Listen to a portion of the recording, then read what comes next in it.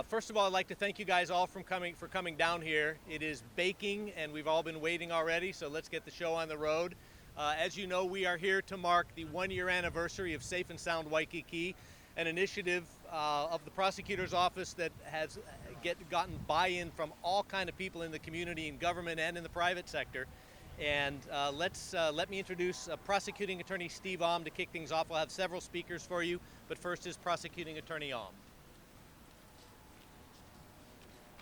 All right, thank you. Good morning. Safe and Sound Waikīkī is all about collaboration. That's the only way it works. Nobody gets anything done by themselves. So that means our office working with HPD closely, identifying hotspots, identifying those people causing the most problems in the community. It's working with the huge support of the Mayor Blangiardi and his team, with the City Council, with City Council Chair Waters. It's with the Waikīkī Business Improvement District, Paul Kosasa, Trevor leading the way there. It's working with all the partners for SUDAFAST, so defendants who are homeless, who are arrested for drug problems, we can help get them into treatment so they can get off the street and stay off the street. The judiciary is now helping by granting our request for geographic restrictions, because if people get in trouble here, there's something about this location that causes them to get in trouble. So the judges can be helping them by saying, you don't have the right to be there if you go to Waikīkī to cause trouble.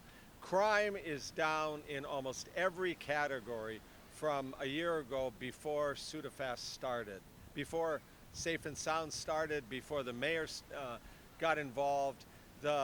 Between the city and the different hotels, they've changed the hours for closure of this area, which is a lot better for everybody. 233 geographic restrictions have been granted, and 145 are in effect as of right now.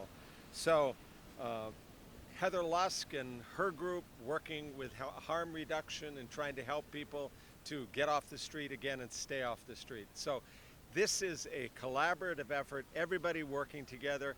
It's good initial start, but it's got to keep going, and all the partners are committed to make sure that it will keep on. And that's the beauty of a strategy like this, that it's got a good start, but we're all going to keep at it, we're going to keep pushing, and we're going to make it better and better and better here in Waikīkī. My name is Blake Arito. I'm the Acting Admin Lieutenant for District 6 Waikīkī. And like it's been said before, the Safe and Sound program has been running in Waikīkī since September 2022. It's a collaborative effort between the Honolulu Police Department, the prosecutor's office, and the Waikīkī community. Our mission at the Honolulu Police Department is to identify repeat criminal offenders, arrest them, and work with the prosecutor's office to get them geographically restricted from the area. If they return, we get them. We work with the prosecutor's office to get a warrant, and we arrest them again. And so far, we've had very positive experiences with this, a positive impact, and we believe we've been very successful.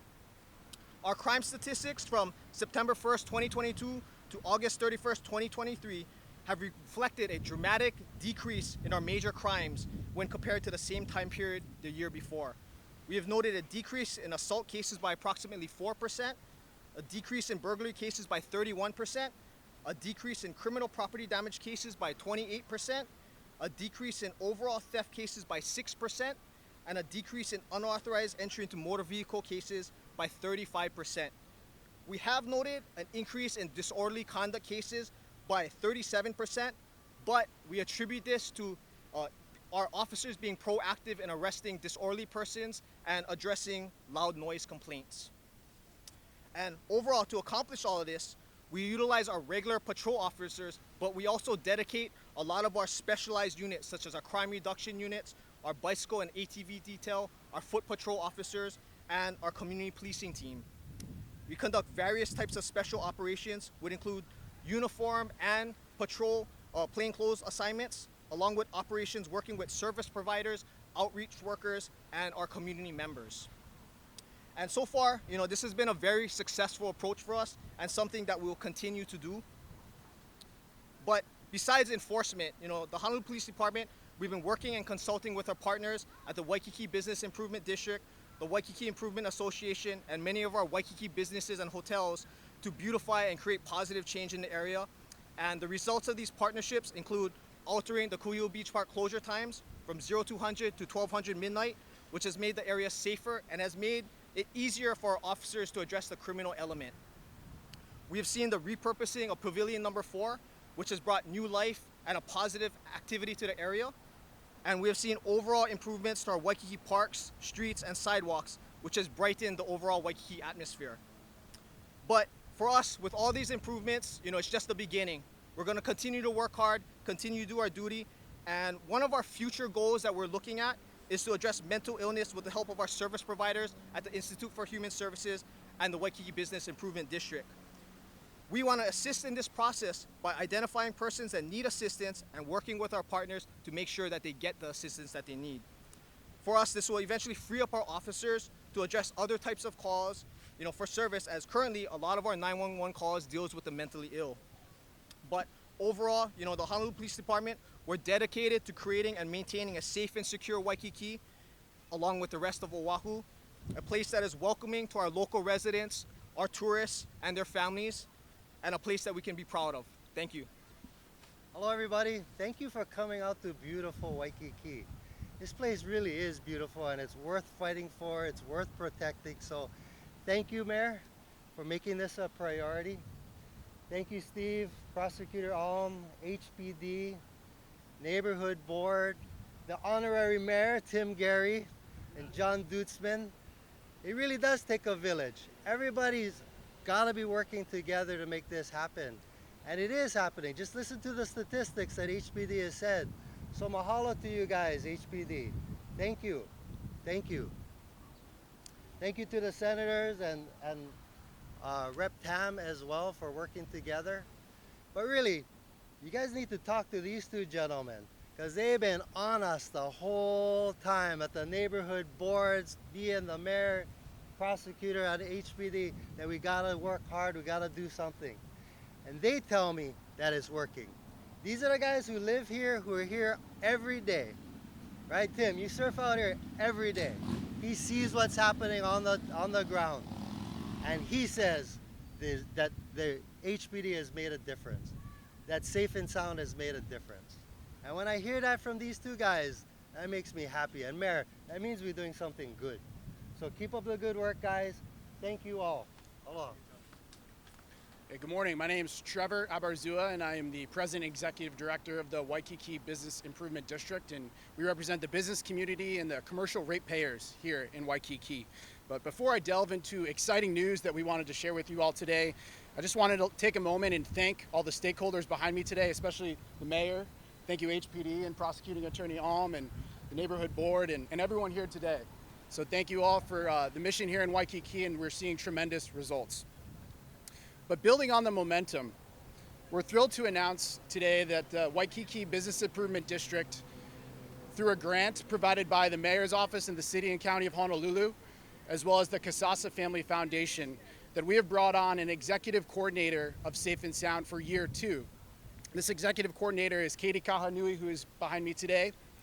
And Katie brings with her an experience in leading nonprofit initiatives here in Hawaii, and most recently with the Chamber of Commerce Hawaii. And she is also a dual master's degree in both criminal justice and in mental health. So we believe with her experience in both those, and merging the two together, that we will make tremendous impact in year 2 and continue that momentum. We're very excited to announce today a groundbreaking partnership between the Waikiki Business Improvement District and the entire Waikiki community and IHS. And this partnership will be focusing on the sound portion of Safe and Sound in year 2. And how can we help these people that are severely mentally ill, that are houseless, and that are in desperate need of assistance here in the district? So some key highlights of this partnership that we would like to announce is that we will be bringing on a Waikiki Street Outreach Coordinator, which is a senior level coordinator that will be able to lead street-based efforts here, who will be housed and hired by IHS, but funded by the Waikiki Business Improvement District and the community. And this person will, again, be helping lead along with Katie Kahanui to really send us into year 2 to get people help that need that desperate need of help. We'll also have strengthened outreach and intervention programs that are combining the resources that we have in Waikiki with the resources of IHS and all that they have to offer to houseless individuals. It'll have an increased access to services through the shelter space that they have at IHS, and also the outreach coordinators and the mental health professionals that we could bring here in Waikiki, and also on the data sharing and training. You know, part of it is making sure that we're all on the same wavelength data-wise throughout Oahu, throughout Waikiki, to take the data that our ambassadors gather on a day-to-day basis and share it with IHS so that we're all communicating and we're helping people that are in desperate need. So I want to extend a special thank you to Connie Mitchell, who's here today. And Connie was instrumental in getting this agreement done. And her dedication and vision throughout the island of Oahu, but also in Waikiki, is important. So thank you, Connie. But in conclusion, we're really excited for year 2. We're excited about the progress that we've seen in year 1, but there's still work to do. And we're putting our money where our mouth is. We're investing more into these services to help people to reduce crime. And again, hopefully we're here in another year to provide more beneficial results. But thank you so much. You know, I'm really excited today, with the announcement of this partnership. And it's really reflective of what was already said many times before about the tremendous amount of collaboration that's going on in this area of meeting needs for homeless individuals. I have to say that, for Honolulu, I think we are a model. I'm sorry. I think we really are a model, for others, particularly metropolitan areas. Most of the other cities along the West Coast, New York, all over the country are wrestling with similar problems with chronic homelessness. Here in Hawaii and on Oahu particularly, IHS has really been pioneering different programs, to just really help us deal with chronic homelessness in a very compassionate, but very reasonable way, I think. We have actually been doing a program called the Outreach Navigation Program funded by the city for the last 4 to 5 years, where we are looking for people who are mentally ill that need maybe court-ordered treatment because they're resisting, because their mental illness just doesn't allow them to understand that they need treatment. So that has been super successful, and it just right now going on, we have about 45 individuals that we're actively working with, and among those, there's not that many that are in Waikiki, and that's because we only have a couple of people, but this partnership is going to allow us to scale the program and to really bring dedicated efforts here to focus on the same population. The city also gave us a building this past year to start our Imiola Piha Homeless Triage Center, which is now detoxing people as they want to come off the street. And we've just been open for just over 2 months. We've basically served about 35 people, and only 6 of them did not complete their detox. So I feel like this is a tremendous effort moving forward to really help some of those people that really have been left, to their own devices for a long time. And finally, for Waikiki, one of the most helpful programs that we've been running for a number of years, funded initially by the Hawaii Tourism and Lodging Association, is our relocation program. So we help people who came here that find themselves stuck here to go back to the mainland or anywhere else, with them investing a part of their resources. So I think with all the resources and all the partnerships that you've heard from, we have a really awesome way forward. And I think that this really will help some of the people remaining that are not criminals, but really need help, who are vulnerable. We gathered here a year ago, just about today actually, a year ago to the day, and we said it would get better. And it has gotten better. But as you've heard from our colleagues, my colleagues, our people here, they've all admitted we've got a long way to go. So I really want to acknowledge Steve Alm, Prosecutor Alm, for living up to his word and his commitment. HPD has been terrific to work with, but we all recognize that we've got a long way to go. We owe it to the residents who live here, not just in Waikiki, and that's important, but also all of our local people who come here to visit. We owe it to our tourists who come here to visit, and we certainly owe it to all of the shop owners, many of whom, have their lives tied up in their businesses, to make sure this is safe.